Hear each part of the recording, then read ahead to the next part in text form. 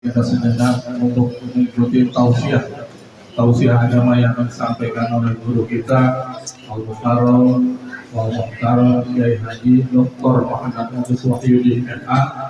Kepada beliau waktu dan tempat kami persilakan. Shallu ala Nabi Muhammad.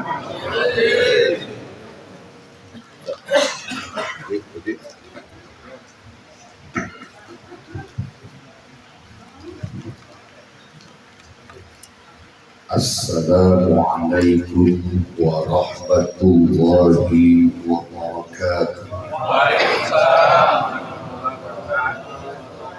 Alhamdulillahi haqqa hamdi. Wassalatu wassalamu ala man la nabiyya min ba'di. Sayyidina Muhammadin wa ala alihi wa sahbihi.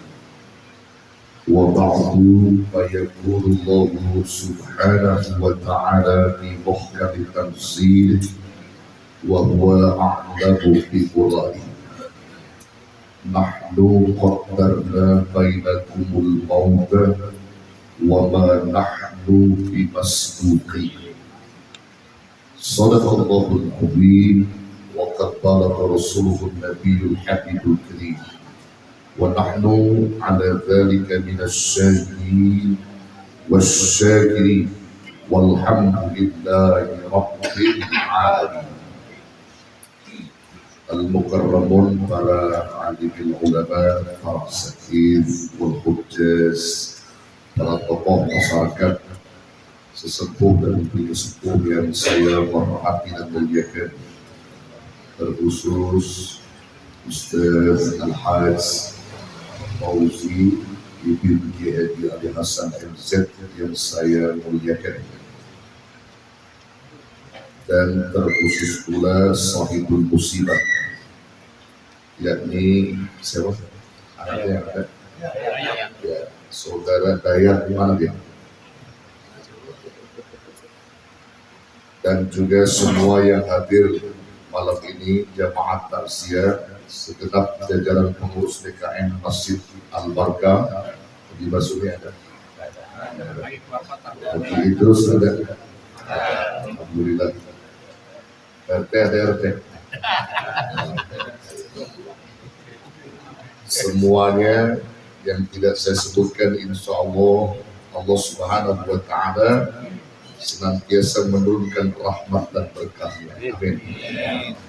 Saudara, saya belum lama mengisi di sini 7 hari anaknya almarhum, betul? Saudara siapa? Muhammad Sofi. Allah Karim. Pada waktu saya hadir, saya dipapak, dijemput sama almarhum Bo. Dia nungguin saya. Tadi saya juga dipapak juga. Kan bukan nama almarhum, sama bendahara masjid.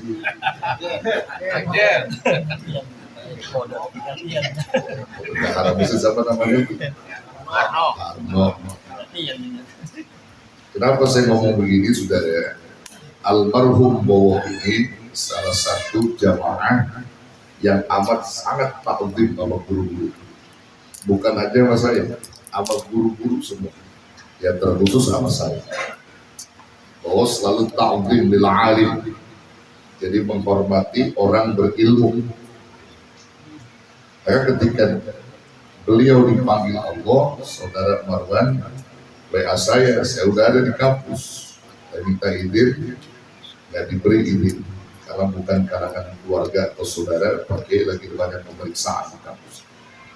Akhirnya saya berniat untuk mensolatkan gaib bersama para dokter, profesor, dan juga mahasiswa yang ada. Alhamdulillah, saya nggak bisa melayat, tapi doa saya sampai, insyaallah. Karena saya bilang bahwa ini jamaah yang sangat takdim sama guru-guru. Beliau sangat luar biasa respeknya terhadap orang alim.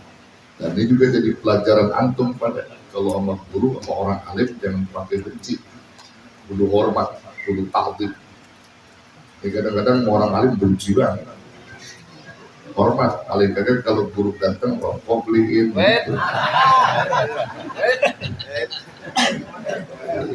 Azim. Ini menjadi satu nilai duka ibadah sama orang alim, untuk pembekalan juga saudara. Saudara yang dirahmati Allah. Allah ciptakan hidup, Allah juga ciptain mati. Kalau kita sekarang orang yang dihidupkan Allah, satu saat Allah bakal matiin kita, betul? Kita tinggal nunggu giliran. Orang-orang beriman menyikapi kehidupan dunia itu sebagai tempat persinggahan saja. Dunia bukan tujuan. Dunia bukan tujuan kita tinggal. Tapi akhirat menjadi tujuan yang sebenarnya kita tinggal. Rumah yang kita tempatin bukan tujuan pula kita tinggal, tapi kuburan sesungguhnya sebagai tempat tujuan akhir kita yang sesungguhnya. Pakaian yang kita pakai bukan tujuan yang kita pakai, tapi kain kafan adalah tujuan yang sesungguhnya pakaian yang kita pakai nanti. Jadi kalau saudara malam ini belum punya kain kafan, segera beli.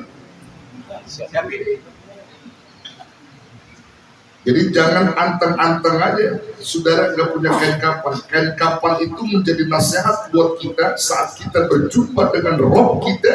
Yang kita kenakan bukan pakaian mahal kita, bukan pakaian jutaan yang kita beli, bukan. Tapi cukup kain kafan pembungkus kita menjumpai Allah Subhanahu wa Ta'ala. Makanya saya tanya antum, udah punya kain kafan? Beli, jangan ngandelin RT, beli. Kalau udah beli beserta bumbunya, sama bumbunya yang beli, ente pasang di meja tamu, di ruang tamu, sebagai mengingatkan kita bahwa kita bakal pakaian itu, memakai pakaian kain kafan pembungkus tubuh kita nanti terakhir, berjumpa dengan roh kita. Karena ini semua saudara yang dirahmati Allah, bahwa mati pasti, hidup nggak pasti. Maka orang yang cerdas, bagaimana dia pikirkan kehidupan setelah matinya. Bukan dia pikirkan hidup di dunia bagaimana, tapi dia pikirkan saat dia nanti berakhir hidup di dunia, apakah yang dia dapatkan dari hasil karyanya di dunia. Dia renungi dan dia pikirkan agar kelak nanti berjumpa dengan rohnya, pembekalan sudah cukup. Bahkan anteng ketika dia tidur di alam kubur, dijadikan kuburnya sebagai raudhah min riyadil jannah. Karena kubur itu cuma dua, Pak. Kalau enggak raudhah min riyadil jannah atau hufrah min hufarin, ente pilih mana? Kubur ente mau jadi raudhah min riyadil jannah apa hufrah min hufarin? Hufrah min hufarin, jurang api neraka itu. Pengen kita jadi raudhah kubur kita, taman-taman surga. Bahkan malaikat Munkar Nakir ketika bertanya kepada kita, man rabbuka wa ma dinuka wa man nabiyyuka wa ma imamuka wa ma kiblatuka. Gampang orang yang udah banyak bekalnya. Sholat kita yang bakal nganterin jawab buat zikir kita yang bakal nganterin jawab Munkar Nakir, taklim kita yang bakal jawab pertanyaan Munkar Nakir, dan seluruh kebaikan-kebaikan kita yang bakal mengcover jawaban-jawaban Munkar dan Nakir. Namun ketika kita di dunia dan menjadikan dunia sebagai tujuan hidup kita, kita lupa dengan tujuan sebenarnya akhirat. Dilalaikan dengan dunia, serakah dengan dunia, lupa dengan ibadah, maka rugi dan celaka saat kita berjumpa dengan roh kita dan dipendam dalam kubur kita bukan jadi raudhah tapi jadi hufrah. Na'udzubillah, subhanallah. Nah, malam ini saya gak banyak ngomong, saya cuma mau kasih tip sama saudara bagaimana nanti kubur kita bisa selamat. Saya yakin saudara-saudara pengen selamat di dalam kubur, betul? Pengen selamat? Pengen. Kalau pengen selamat, ngaji malam ini ente amalin terpulang, insya Allah ente bakal selamat. Ada kalam Al-Imam Al-Fatih Abu Lais Samarqandi rahimahullah ta'ala di dalam kitabnya Tanbihul Ghafil. Abu Lais Samarqandi ini ulama Uzbekistan yang karismatik, memiliki keilmuan yang luar biasa. Karya-karyanya kita ngaji sama mualim-mualim. Beliau nukilkan dan beliau katakan di dalam kitab Tanbihul Ghafil. Ente kenal sama Al-Faqih Abu Lais? Uzbekistan ente tahu? Uzbekistan? Tahu di mana? Sebelah kanan Lebak Bulus. Ini ulama yang luar biasa keilmuan. Beliau sebutkan di situ. Apa kata beliau? Qala al-faqih Al-Imam Abu Lais Samarqandi rahimahullahu ta'ala, man arada ayyanju min azabil qabri ayyulazima arba'ata asya wa yajtaniba arba'ata asya. Paham ente? Itu manggut-manggut.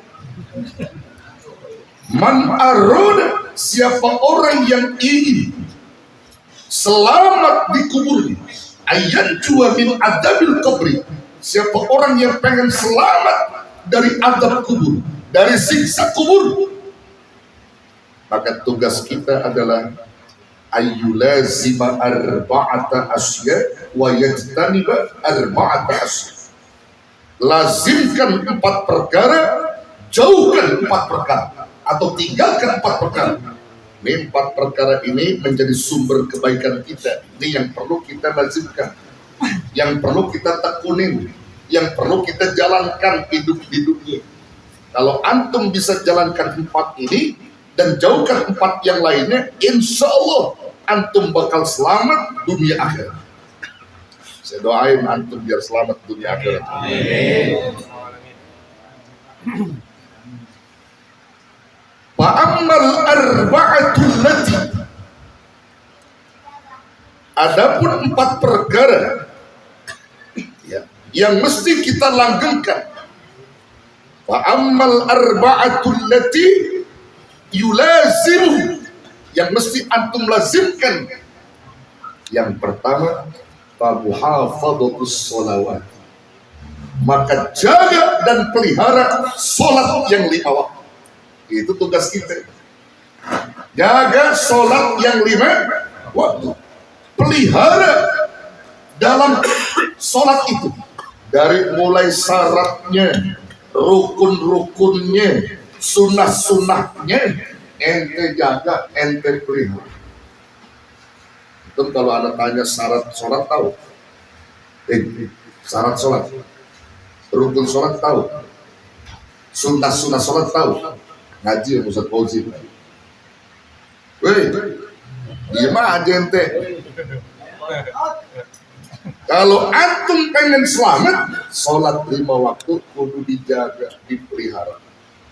Jangan ente abaikan. Makanya saudara, hakikat muadzin itu kalau